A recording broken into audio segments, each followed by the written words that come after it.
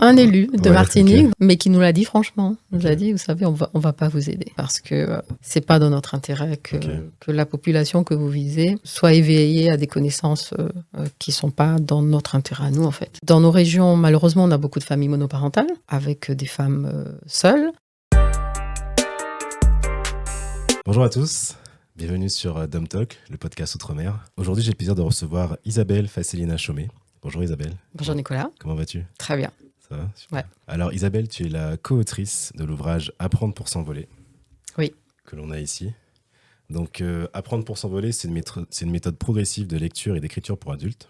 Oui. C'est un livre essentiel quand on sait par exemple qu'en Martinique, en 2014, on avait 19% des 16-65 ans qui éprouvaient des difficultés à lire et à écrire. On a 30% des jeunes qui, à 18 ans, ont de grandes difficultés à lire le français et à le comprendre. Et enfin, en Guadeloupe, on a 50 000 personnes qui sont atteintes d'illettrisme. Sachant que la Guadeloupe, on est à 378 000 habitants. Donc ça fait une bonne partie de la population. En comparatif, en hexagone, on est à 7% d'illettrisme.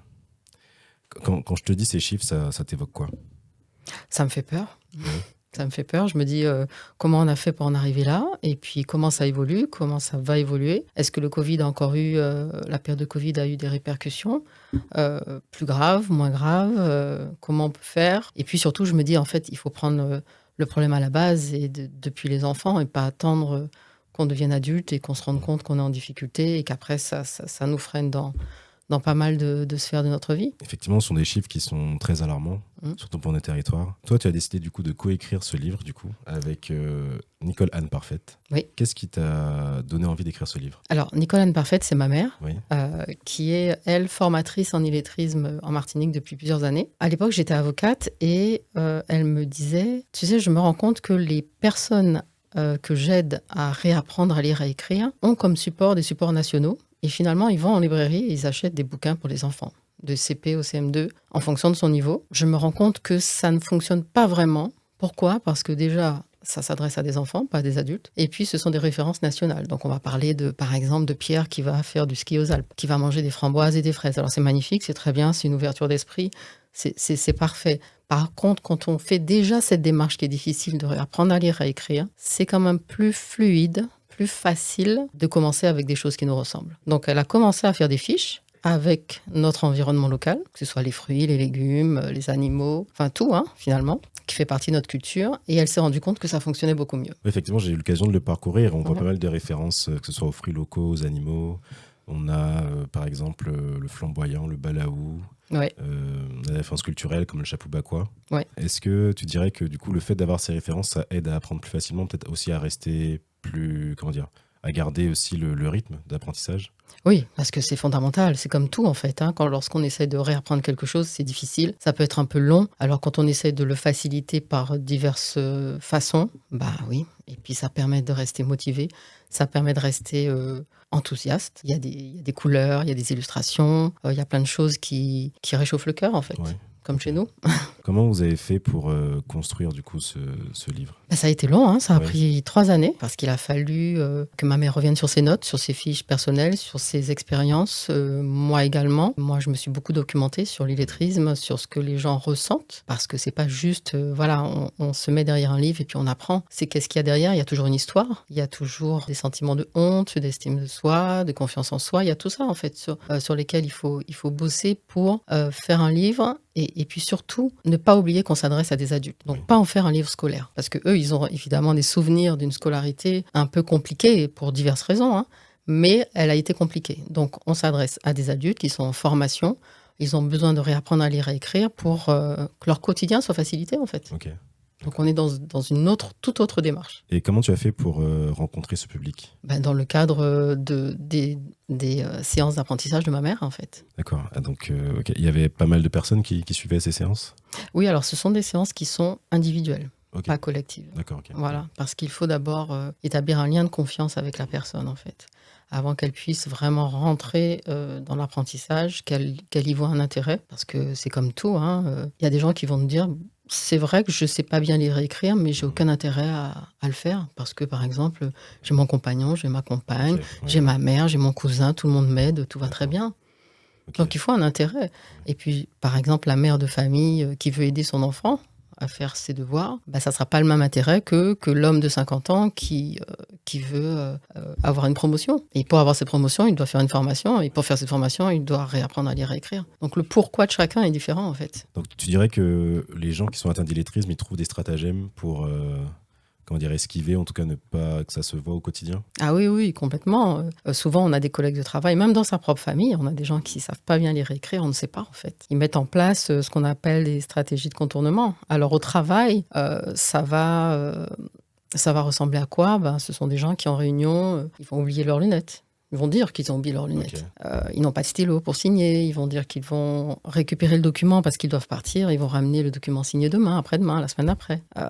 Et puis, on se rend compte on ne se rend pas compte, en fait, qu'on a un collègue. Ou parfois, on a un collègue qui est dans la confidence et qui va nous aider, en fait, à évoluer comme on peut. Donc, il y a des gens qui sont atteints d'illettrisme et qui sont quand même insérés professionnellement. Ah oui, il y en a beaucoup. Il y en a beaucoup parce qu'ils ont mis en place ces stratégies de contournement, parce qu'ils sont dans un système où ils ont pris leur repère, en fait. Parce que ce sont des gens qui développent d'autres compétences que nous ne développons pas parce que nous sommes fainéants, parce que nous n'avons pas besoin. Alors, par exemple, ça sera une très grande mémoire visuelle, une grande mémoire auditive. Ils sont très observateurs. Et donc, ils vont arriver, en fait, à fonctionner. Et puis, s'ils n'ont pas besoin si ce n'est pas un travail qui demande de taper des mails, par exemple, d'envoyer des mails ou de prendre connaissance de fiches pratiques de travail, n'auront pas besoin, en fait. Qu'est-ce qui motive les gens à, du coup, vouloir tout régler cet aspect-là, en tout cas, apprendre à maîtriser la lecture et l'écriture? C'est quoi parce que tu disais qu'ils ont besoin de motivation. Est-ce que c'est, par exemple, une mère avec qui veut aider son enfant? Est-ce que c'est, je sais pas, le fait de vouloir, par exemple, évoluer professionnellement? C'est ça. Alors, soit c'est devenir plus autonome dans sa vie quotidienne, même si on a des gens qui nous aident, c'est compliqué. C'est-à-dire, quand on doit aller à la poste pour faire des formalités, il faut qu'on soit accompagné, pour toutes sortes de choses. Ouais. Lire un médicament, lire une ordonnance. Donc, à un moment donné, il y a juste ce besoin peut-être d'autonomie. Professionnellement, oui, généralement, c'est accéder à une nouvelle formation pour avoir un autre salaire et avoir une autre promotion. Et puis... diverses raisons. Je me souviens d'un exemple que ma mère m'avait donné, qui était un jeune homme, en fait, qui était venu la voir, qui sortait de prison, en fait, et qui voulait réapprendre à lire et à écrire. Elle a pensé dans un premier temps que c'était pour pouvoir se réinsérer professionnellement, puisqu'il avait divers rendez-vous, mais en réalité, c'était pas ça sa première motivation. Okay. Sa première motivation, c'est qu'il avait reçu il était en contact avec une chérie doudou, en fait, qui lui écrivait et qui, elle... lui écrivait parfaitement, en fait. Oui. Et il avait un peu cette honte de ne pas rentrer dans ce rapport de séduction et de pouvoir lui répondre au même niveau. Oui, bien sûr, oui. Et c'était ça d'abord, sa première motivation, en fait. Alors après, ça allait l'aider, évidemment, pour autre chose. Oui, mais vous voyez, c'est vraiment propre à chacun, en fait. Bien sûr. Ouais. C'est un peu comme les gens, par exemple, qui sont en couple avec des personnes internationales, de notre pays. Forcément, comme tu es en couple avec quelqu'un, je sais pas, qui est japonais, tu seras plus motivé à apprendre le japonais puisque tu es en contact avec cette personne-là. Ok. Exactement. Tu dirais quelqu'un qui demain, il achète le livre et du coup, il commence la méthode. Ça lui prendrait combien de temps pour évoluer et maîtriser l'écriture et la lecture? Alors, je dirais que ça dépend de deux choses. La première, c'est le niveau de départ. Parce que quelqu'un qui a quitté l'école en CM2 n'aura pas le même niveau que celui qui a quitté l'école en 5e ou en 3e ou au lycée. D'accord. Donc, au départ, le niveau n'est pas le même. Deuxièmement, l'entourage. Parce qu'on a fait un bouquin qui ne nécessite pas, dans un premier temps, qu'on aille en centre de formation. On peut l'utiliser seul à la maison. Mais en fonction de son niveau, on pourra débuter seul, mais parfois, il faudra qu'on soit accompagné de quelqu'un de la famille, d'un ami, peu importe, de quelqu'un qui est là pour nous soutenir. Donc, il y aura l'entourage aussi. Et puis, comme dans tout, la régularité. Un petit peu chaque jour. Alors, surtout, ne pas se comparer, ne pas essayer d'aller vite, parce que c'est comme ça qu'on abandonne. Oui. Un tout petit peu, tout doucement, mais être régulier. Est-ce que, ce que tu disais qu'ils peuvent se faire aider de leur entourage, des retours que vous avez, est-ce que l'entourage est justement prompt à les aider, ou plutôt, comment ça se passe en général? Est-ce qu'ils se font accompagner, ou il y a un sentiment de honte, on leur dit « Ah mais non, qu'est-ce que tu me racontes ça fait pitié », je sais pas. Il y a plusieurs situations. Ouais, il y a les situations où les gens sont très entourés et ça va vite parce que ça aide évidemment, très soutenus. Il y a des situations où ils ne le sont pas du tout et il y a des apprenants qui réapprennent en cachette. Alors pourquoi? Parce que ce n'est pas dans l'intérêt de leur entourage qu'ils réapprennent à lire et écrire. Ah, ok. Donc on a des situations de domination, en tout cas, où les gens profitent. Ah oui. Parce que malheureusement, ce sont des gens qui sont tout de même dépendants. Oui. Parfois même financièrement. Mhm. Parce qu'ils ne vont pas faire les démarches. À la banque, c'est compliqué, par exemple. Vous voyez. Donc, on a les deux situations, malheureusement. Okay. D'accord. Ok. Excusez-moi, j'ai vu dans le livre, il y a un aspect où du coup vous abordez aussi l'aspect financier, l'aspect de l'argent. Ouais. Où, du coup, on a les images de chaque pièce, de chaque billet. Est-ce que du coup, aussi le fait de réapprendre à écrire et à lire, ça leur a permis d'acquérir une certaine indépendance financière, en tout cas plus de liberté, puisque ils comprennent que c'est l'argent, les enjeux, etc. Oui, puis ils osent plus en fait. Parce qu'on s'est rendu compte que globalement, l'argent, en tout cas la monnaie, ils maîtrisent. Parce que ça, c'est à force d'expérience, on n'a pas besoin de savoir lire et écrire, on reconnaît. Par contre, la différence, ça sera oser. Quand on sait lire et écrire, on osera faire plus de projets, en fait, qui demandent un investissement financier ou autre. Voilà, ça sera la différence, en fait. On aura moins peur. Parce que je me fais une réflexion. On est en France, dans un pays qui est très administratif. On demande beaucoup de papiers. Maintenant, surtout, tout est digitalisé. On doit, ça fonctionne beaucoup par mail. Comment ils font? Ils font pas. Ils font pas. Et c'est ce qu'on appelle l'électronisme. Ok. Donc ça veut dire que là, ce sont des gens, si on ne sait pas lire et écrire, on ne sait pas lire et écrire sur un ordinateur. Parfois, ils ne savent même pas allumer un ordinateur, en fait. Et là où ça devient compliqué, c'est que oui, tout est digitalisé, même pour l'école. Moi, j'ai des enfants. Le travail scolaire est mis sur École Directe ou une autre plateforme. On n'a plus d'agenda papier. Si on doit prendre rendez-vous avec un prof ou écrire un mail, on ne peut plus appeler l'école. Donc, tout ça, ce sont des démarches qui sont extrêmement difficiles, en fait, pour des gens. Dans nos régions, malheureusement, on a beaucoup de familles monoparentales, avec des femmes seules, qui, si elles-mêmes sont en difficulté, parfois ne vont pas oser faire des démarches, par exemple. Je prends encore l'exemple de l'école, et ne pourront, à ce moment-là, pas aider leur enfant comme elles voudraient. Ok, d'accord. Donc, en gros, ça les isole. Oui, c'est ça les coupe de la société, en fait. Complètement. Enfin, encore plus. Voilà. Alors, surtout quand ils sont pas très bien entourés. Ouais, okay. Encore plus. Quel type de population sont touchées par l'illettrisme? Alors, toutes sortes. Faut pas du tout avoir de préjugés. C'est toutes les classes sociales et toutes les catégories socio-professionnelles. Hommes, femmes, cadres, ouvriers, vraiment toutes les catégories. Comment ça se fait d'après toi? Est-ce que c'est des gens qui ont décroché de l'école? Est-ce que c'était la famille à la base qui n'a pas fait trop d'études ou qui n'était pas très éduquée, et du coup ça s'est pas transmis? En général, est-ce qu'ils te disent les causes de leur illettrisme ou pas? C'est pareil. Il y a plusieurs cas, oui, ça dépend des gens. Il y a plusieurs cas, surtout dans nos régions. Par exemple, si je prends le cas de la Martinique, le taux le plus important, ce sont des hommes de plus de 45 ans, par exemple. Alors pourquoi? Parce que historiquement, ce sont des hommes qui, quand ils étaient enfants, ont quitté le foyer familial assez tôt pour pouvoir aider en fait la famille financièrement. Donc c'est une histoire aussi, ça. Oui.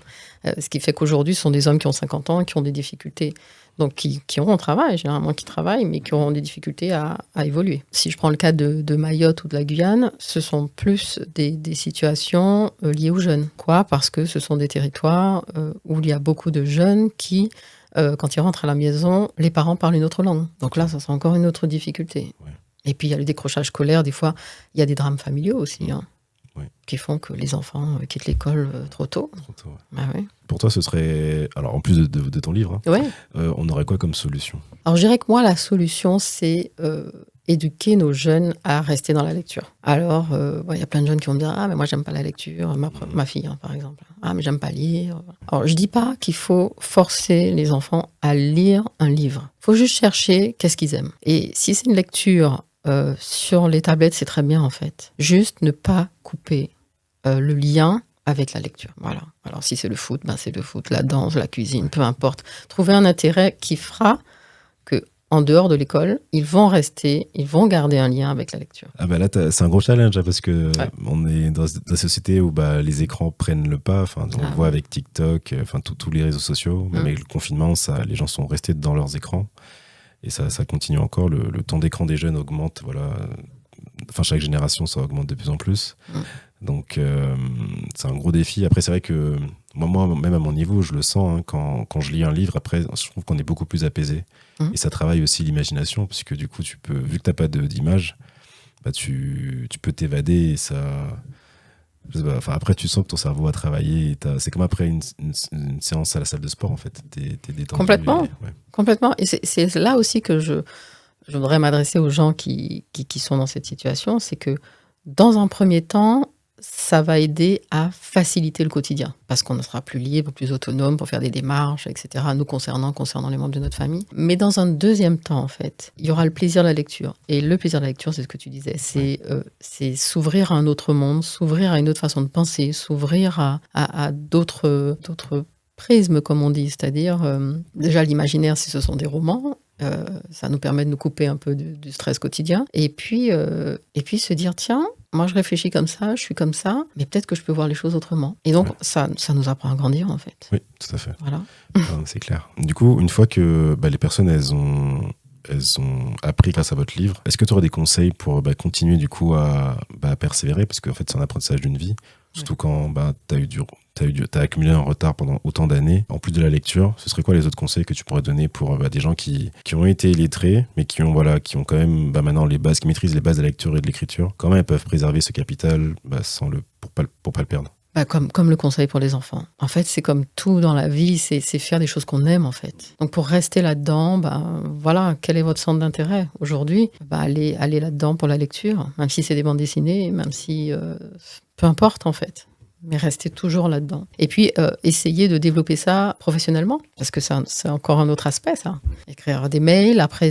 On passe, parce qu'il y a l'illettrisme où là, on réapprend à lire et écrire. Et puis, une fois qu'on a réappris à lire et à écrire, il y a ce qu'on appelle ensuite la remise à niveau. Oui. Parce que parfois, les gens ont réappris à lire et à écrire, mais ils n'écrivent pas correctement. Okay. Il y a des problèmes de conjugaison, de grammaire, parce que ce sont des choses qu'on a oubliées, en fait. Même nous, parfois, on se dit, on vérifie même. Hein. Ouais, exactement. Donc, eux encore plus, en fait. Donc là, on passe à cette formation qui est différente, et que c'est une formation de remise à niveau, mais qu'il faut faire, je pense, pour pouvoir progresser de toute façon professionnellement. Okay. Donc c'est une deuxième étape. Et du coup, les formations dont tu parles, ça se passe où? Dans des centres de formation. Okay. Même Pôle emploi en propose aussi. Voilà, vous appelez les centres de formation le plus proche de chez vous. Concernant l'illettrisme, il y a un numéro vert qu'on appelle, qui est le 0800 11 10 35. Et la personne qui répond... Enfin, on reconnaîtra d'où vous appelez. Donc, voilà, si vous appelez de Martinique, ça sera un chargé de mission de Martinique qui va vous répondre et qui va vous orienter vers le centre de formation qui est le plus proche de chez vous, en fait. Du coup, est-ce que tu dirais qu'il y a assez de structures qui permettent aux gens atteints d'illettrisme de s'en sortir? Je suis pas sûre. Ouais. Non. Alors déjà, après le Covid, il y a beaucoup de centres de formation qui ont pas réouvert. Ok, ah oui. Ouais. Par manque de moyens ou... Par manque de moyens, okay. Ouais. Est-ce que c'est financé par l'État? Ouais. Oui, ok, ouais. Et puis, c'est une formation, les formateurs ne sont pas très bien payés. Comment dire, ça les encourage pas à persévérer dans cette voie? Non, alors c'est pour ça qu'il n'y en a pas beaucoup. Et puis, je dirais que même ceux qui le sont, il faut aussi avoir des qualités personnelles qui dépassent la formation elle-même, parce qu'il faut faire preuve de beaucoup de patience, beaucoup de bienveillance envers ce public, et ça, c'est pas donné à tout le monde. Ouais. Parfois, on peut être aidé par la société, si on est salarié, par le Pôle emploi, mais il y a aussi un public qui n'a pas du tout d'aide financière pour suivre cette formation. Oui. Et donc, il doit faire cette démarche personnelle déjà d'aller en centre de formation et ensuite avoir les moyens de payer cette formation. Ça coûte combien en général une fourchette? Tu as une idée? Alors, ça peut coûter 11 €, mais ça peut coûter 80 € aussi. Ça dépend de ce qu'on a pour l'heure. Pour l'heure? Ah oui, d'accord. Ouais. Et il faut combien d'heures à peu près? Plus de 300 heures. Ah oui, d'accord. Donc c'est un budget. Ah oui. Ok. Ouais. En même temps, c'est un investissement plutôt, puisque du coup, pour ce que ça peut changer dans la vie de quelqu'un, si demain il peut évoluer professionnellement, reprendre en main ses finances, ne plus être dépendant des autres, je pense honnêtement que ça n'a pas de prix en vrai. Non, ça n'a pas de prix. Ouais. Et c'est pour ça que dans le bouquin, on a voulu commencer même par les compétences de base vraiment. On a commencé par un abécédaire en fait. Comme ça peut aider les gens à commencer chez eux en fait. Et puis à un moment, lorsqu'ils voient que le déclic peut-être est venu, qu'il progresse bien, vite, rapidement, ça permet d'aller en centre de formation, mais peut-être pas avoir besoin des 300 heures. Du coup, par quelles étapes il passe dans le livre pour apprendre au fur et à mesure? On a commencé par l'alphabet, par reprendre le principe comme si c'était des analphabètes. Alors, les analphabètes, ce sont des personnes, par contre, qui n'ont jamais été scolarisées. Mais parfois, les personnes qui ont été illettrées, on se rend compte que pour qu'elles soient plus à l'aise, il fallait reprendre déjà ces bases, en fait, ces bases-là. Ok, d'accord. Donc, c'est l'alphabet, reconnaître les lettres, majuscules, minuscules, repartir sur le fait que B, A, ça fait bas, et puis au fur et à mesure, comme un enfant, mais sans que ce soit un enfant. Parce que comme on est illettré, on a été à l'école. Et c'est cette différence avec l'analphabète, c'est que c'est quelque part dans la mémoire, en fait. Oui. C'est resté là, Juste qu'il forcément. faut le réactiver. Il faut juste le réveiller, en fait. Mais une fois qu'on l'a réveillé, ça revient très vite même. C'est vrai qu'on n'a pas posé les définitions, mais l'illettrisme, c'est quelqu'un qui ne maîtrise pas la lecture et l'écriture. Et analphabète, c'est vraiment quelqu'un qui ne sait pas du tout écrire. Enfin, il ne sait ni lire ni écrire. Voilà, l'analphabète, la différence, c'est que l'analphabète n'a jamais été à l'école. Ouais, c'est ça. N'a jamais appris à lire et à écrire. Alors que l'illettré, oui, à un moment donné, sauf qu'il est sorti du système et il n'a pas entretenu. Donc, arrivé à l'âge adulte, il a beaucoup de lacunes, quoi. Ouais. Okay. Mais c'est là, c'est quelque part. Ouais. c'est pas perdu. Ça donne de l'espoir. Exact, okay. Exact. Très bien. Parce que c'est vrai que je pense qu'il faut... Après, bon, je le vis pas, mais c'est vrai que je pense qu'il faut pas du tout avoir honte. Parce que c'est un peu comme dit, je sais pas, on a pris du poids, faut aller à la salle de sport, on est malade, faut se soigner, faut juste se dire, on fait petit à petit, étape par étape. Enfin, même ça des petits pas, je pense, et se dire que, comment dire, en apprenant un peu chaque jour, on va réussir à dépasser ça et à reprendre le contrôle un peu de sa vie et de ses notions, quoi. Oui, exactement. Ouais. Est-ce que tu dirais que l'illettrisme est un sujet tabou dans les Outre-mer ? Ah oui, partout, même en France hexagonale. Hein. Okay. Mais peut-être encore un petit peu plus chez nous, je dirais, où ce sont des petits départements. Hein. Donc le paraître est important, c'est comme ça. C'est chez nous, c'est comme ça. Hein. Voilà. On est très dans le show-off. On est très dans le show, on va surtout pas montrer nos faiblesses. C'est comme ça chez nous. Donc c'est renforcé quand on a ce genre de lacunes. En fait, on a tellement peur d'être mis à l'écart que on va absolument tout faire pour le cacher et pas demander d'aide. Et c'est pour ça que c'est important, je pense, d'insister sur les chiffres, parce que souvent, quand on rencontre un problème, on a l'impression qu'on est seul à le rencontrer, en fait. Et en réalité, non. En Martinique, les chiffres montrent qu'il y a à peu près, pas loin de 40 000 personnes. Et ce sont des chiffres qui sont officiels, mais qui finalement, on s'est rendu compte qu'ils ne comprennent pas non plus tout le monde. Donc, il y a beaucoup plus que 40 000 personnes. Ah oui, non. Donc les gens ne sont pas seuls en fait à rencontrer ce problème. C'est juste qu'on n'en parle pas. J'ai une question comme ça qui me vient. Entre quelqu'un, tu vois, qui des fois fait des fautes d'orthographe ou ne maîtrise pas forcément l'ensemble de l'orthographe, et quelqu'un qui... Enfin, comment on fait la différence ? Comment on peut s'auto-diagnostiquer illettré ? Alors, celui qui fait des fautes d'orthographe, il sait écrire déjà. Alors des fois, il écrit comme il pense, comme il parle. Mais il sait écrire. Alors que le illettré ne va même pas oser, en fait. Parce qu'il pense qu'il aura oublié. Ok, d'accord. Donc il y a vraiment un blocage. Il y a un blocage. Ouais. Okay. Il pense que tout est parti. Quand vous recevez, parce que toi, du coup, tu reçois des fois des personnes atteintes d'illettrisme dans tes formations, Alors, plus ma mère, parce qu'elle est vraiment formatrice en direct. Ouais. Est-ce que tu dirais quand même il y a aussi un aspect psychologique à avoir pas seulement scolaire, entre guillemets, pédagogique. Il y a un aspect psychologique à avoir. Oui. Puis je dirais...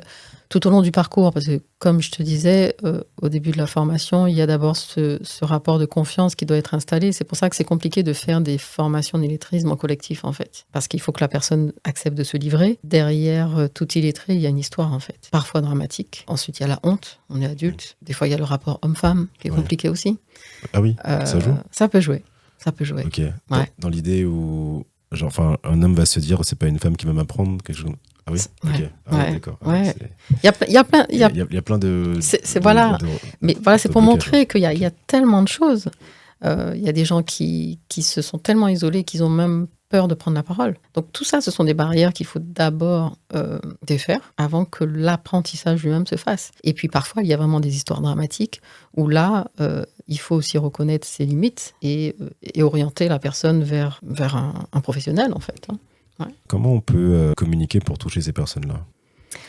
Voilà, alors ce qui est difficile, c'est ce qu'on a essayé de faire depuis qu'on a sorti le livre, c'est de passer surtout en radio, en télé. Puisque le reste des communications, c'est compliqué. Alors, on est aussi sur Facebook et Instagram, donc là, ça va être compliqué. C'est compliqué de toucher des gens en direct, mais on espère toucher des gens qui connaissent des gens qui sont dans cette situation, en fait. Et vraiment, je crois que le plus important, c'est de faire comprendre à ces gens qui ne sont pas seuls, et qui n'a pas d'âge, en fait, pour réapprendre à lire et écrire. Comment vous avez fait pour le publier ? Alors, on a fait des démarches auprès des maisons d'édition. Et puis, on a eu la chance d'être accompagnés par les éditions Orphi, qui sont une maison d'édition de La Réunion, qui a été touchée parce que à chaque fois qu'on parle des chiffres, les gens sont super étonnés en fait. Ouais, Hein. bien sûr. Donc, elle a été touchée par cette histoire, par les chiffres des ultramarins. C'est une maison d'édition qui sort beaucoup de livres à destination du public ultramarin. Et ils nous ont fait suffisamment confiance et on les remercie. Ok, trop bien.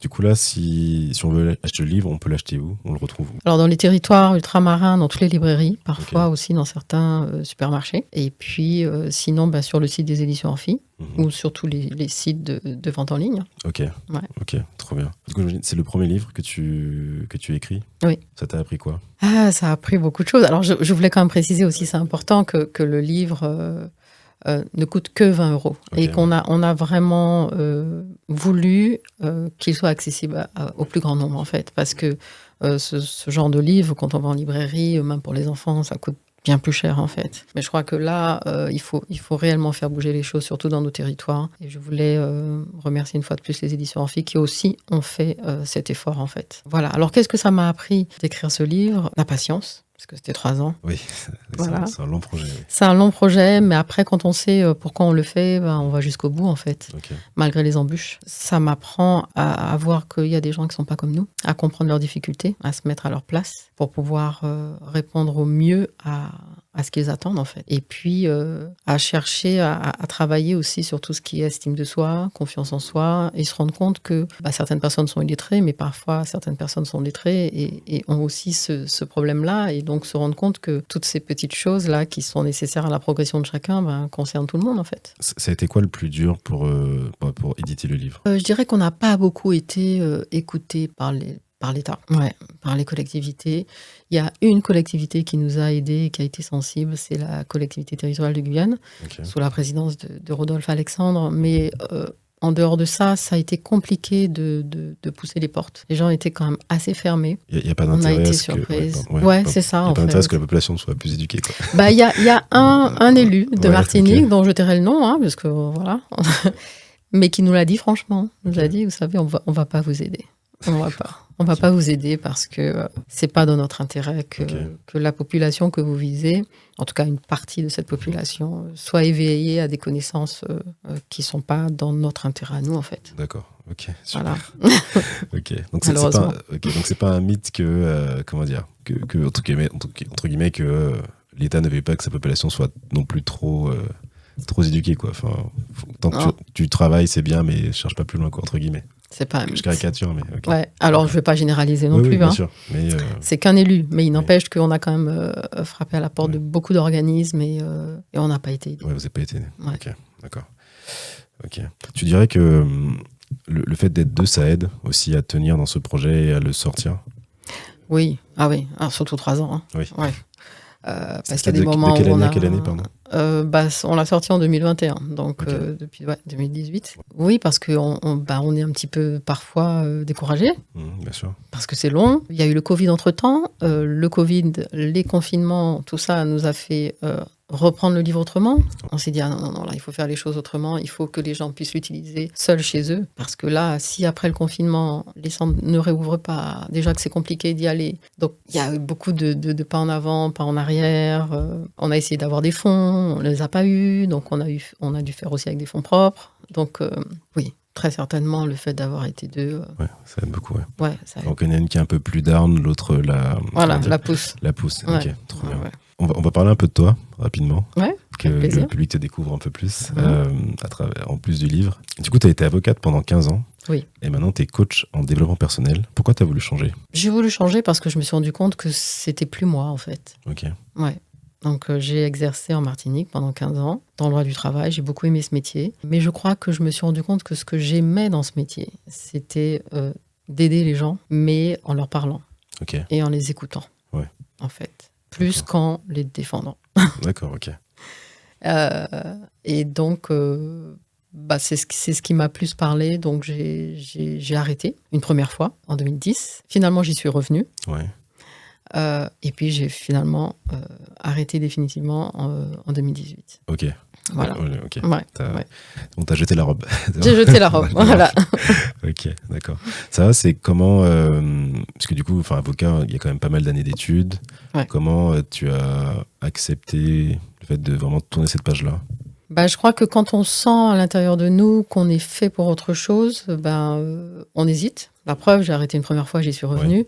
Mais quand ça devient plus fort que nous, on y va. Parce que ça sert à rien de rester dans une situation dans laquelle on n'est pas épanoui, en fait. Je crois que c'est ça, surtout, le déclic.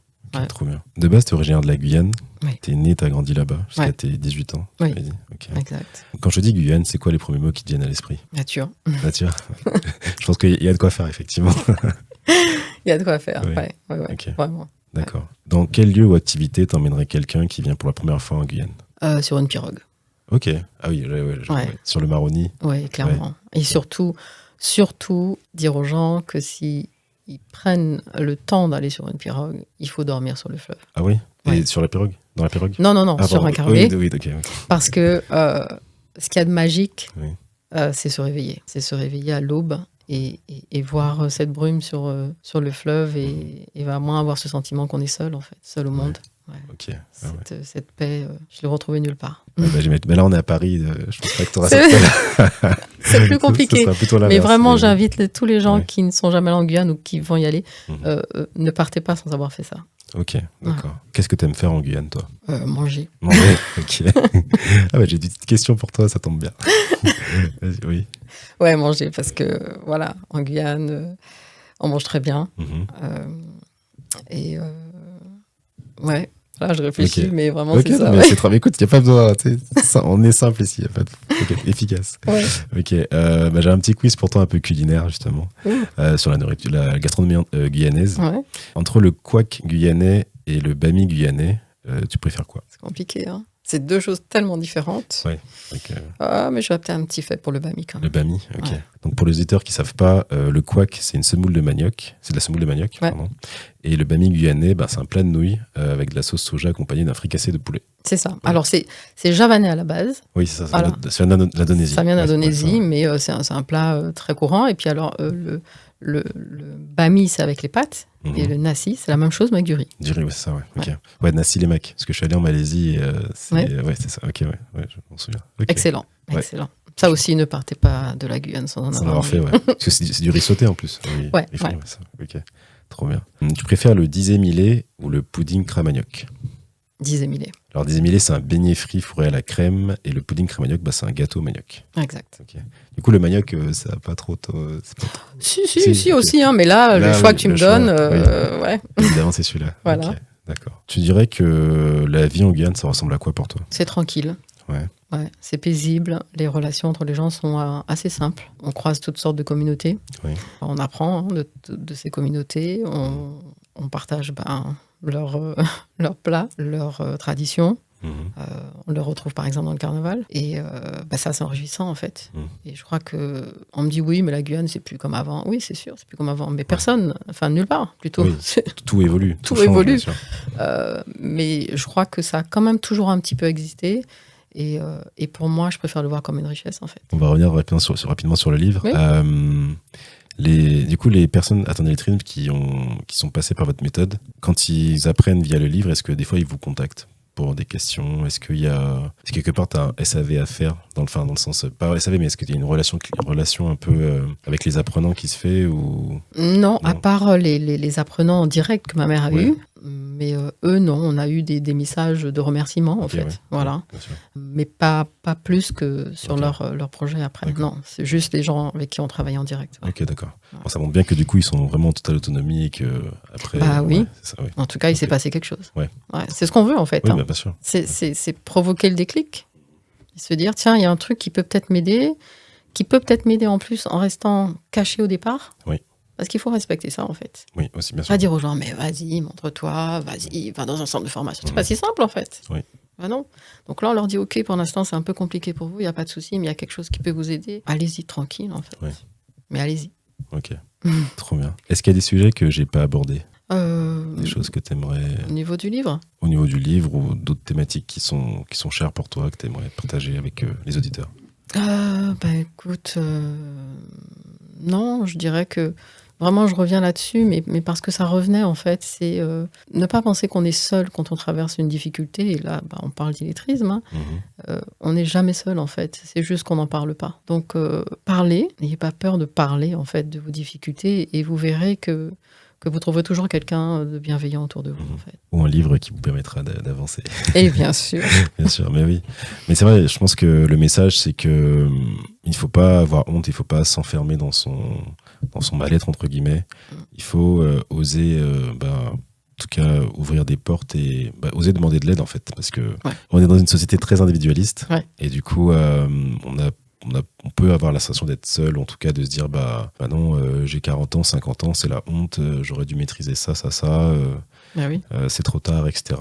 Alors que non, il est jamais trop tard. Et en vrai, on le voit pas que sur l'illettrisme, mais je pense dans tous les domaines de la vie, on en apprend tous les jours. Tu peux avoir fait les plus grandes études du monde, en fait, on peut pas tout connaître. Et il faut se dire que tout est un apprentissage. Voilà, par exemple, les gens qui se réorientent. Tu vois, par exemple, toi, tu es avocat, tu es passé en coach. Je pense que tu as dû apprendre pas mal de choses, réapprendre pas mal de notions. Bien sûr. Et tu repars de zéro, en fait. Donc, complètement. On repart tous de zéro à certains moments de notre vie. Donc, il n'y a pas de honte à avoir. Non. À ça. Alors, même s'il y a des peurs, bien sûr. Mais justement, il faut y aller doucement. Ouais. Mais sûrement. Okay. Je suis d'accord. Trop bien. Écoute, c'est bientôt la fin du podcast, mais j'ai encore 2 petites questions pour toi. Du coup, qu'est-ce qui t'a donné envie de participer au podcast ? Écoute, j'ai vu déjà ton page Instagram. Voilà, passer sur l'Insta de potes à moi, en fait. Ouais. Et j'ai été interpellée par le titre, en fait. Donc, j'y suis allée. J'ai vu que tu t'adressais au public ultramarin et sur des questions concrètes, en fait. Donc, je me suis dit, c'est l'occasion encore de toucher ces personnes ou de toucher des personnes qui en connaissent. Oui, voilà. Bien sûr.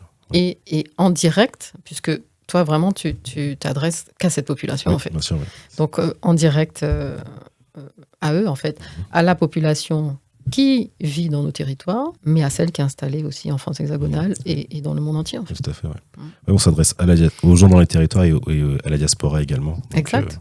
J'espère que ça touchera ceux qui sont concernés et ceux qui connaissent aussi des gens. Et par ricochet, pour les aider du coup à sortir de leur peur, de leur honte et ne pas hésiter à demander de l'aide et à prendre leur destin en main. Oui, et alors pour leur donner encore ce petit espoir, un petit exemple de ma mère qui a suivi une dame qui a fait cette démarche à l'âge de 80 ans. Ah oui. 80 ans. Et elle a réappris à lire et à écrire. Et en fait, cette dame, elle avait un rêve, c'était d'écrire des poèmes. Elle les avait dans sa tête, elle a pu les écrire. Et elle a sorti un recueil de poèmes. Voilà. Donc, non, il n'y a pas d'âge. Il n'y a pas d'âge pour avoir des rêves et il n'y a pas d'âge pour se remettre à quelque chose, en fait. Oui, tout à fait. Voilà. Ah, c'est super beau, ça. Ouais. Franchement. Vraiment. Quand tu maîtrises la lecture et l'écriture, tu ne te rends pas compte de... Enfin, je vais prendre un exemple tout bête, mais par exemple, moi, les premiers temps où je suis arrivé à Paris, le métro, c'est un labyrinthe. Mais en vrai, quand tu es dedans, tu te dis, dès que tu sais lire, tu regardes où tu es, où tu dois aller, tu regardes le plan, et voilà. Après, une fois que tu l'as fait une fois, 2 fois, tu lis bien les panneaux, tu y arrives. Ah oui. Donc, tu vois, ça, c'est un truc tout bête, mais c'est vrai que quand tu maîtrises pas cette notion de base, ça peut te bloquer et te paralyser dans des situations comme ça. Et effectivement, nous, on se rend pas compte des barrières que ça représente, mais effectivement, dans le quotidien, je pense que... c'est tout, en fait. C'est tout, tout, oui. Un permis de conduire, par exemple. Oui, pour les panneaux, j'avoue. Le code. On peut pas. Ah oui, ça c'est... Non. Lire une ordonnance, la scolarité. Alors, pour reprendre ton exemple quand même quand j'avais fait mes recherches de métro, il y avait une personne qui disait que... Alors, elle ne sait pas lire, non. Ouais. Mais sa mémoire visuelle a fait qu'elle reconnaissait... elle avait des codes pour reconnaître qu'elle était à la bonne station. Ok, oui. Ouais. Par contre, c'était un trajet chez elle... Oui. Travail chez elle. C'est le même trajet. Il ne faut pas qu'il y ait de changement, en fait. Non. Sinon, ça, non. Okay. Donc, ils mettent en place des choses pour s'en sortir, parce qu'ils n'ont pas le choix, en fait. Mais en termes de charge mentale, c'est beaucoup. Ah oui, c'est beaucoup d'énergie. Oui, c'est beaucoup de stress, parce qu'imaginez, vous arrivez au bureau, il faut vous cacher, il ne faut pas qu'on détecte quoi que ce soit. C'est énormément d'énergie, en fait, que ces gens dépensent et auquel on ne fait pas attention. Oui, il suffit que, toujours dans l'exemple du métro, mais il suffit que telle station soit fermée, il faut faire un changement pour retrouver la ligne. Ou... catastrophe, en fait. Ouais, okay. Ouais. D'accord. Ok. Parce qu'après, bon, on peut demander de l'aide, hein, mais on n'oublie pas que pour une catégorie de ces personnes, prendre la parole en public, C'est compliqué c'est aussi. compliqué. Ouais. Ok. Parce qu'elles ont eu l'habitude de se mettre en retrait. Ouais. En gros, les interactions sociales sont difficiles. Elles sont plus C'est compliquées. compliqué, ouais. Alors après, il y a des gens toujours qui sont au contraire, comme ils sont dans doivent le cacher quelque chose. Ils surjouent le. Oui, bien sûr. Exact, Ouais. exact. Ok. Et puis là, on voit encore moins en fait. Oui. C'est des bons comédiens. Exact. Ok. Mais arrive un moment donné dans leur vie, en fait, à eux, où ils ont besoin et envie de passer à autre chose. Oui, bien sûr. Parce que, comme tu dis, c'est fatigant de oui. jouer ce jeu, en fait. C'est un masque, en fait, social que tu mets encore plus. Ouais.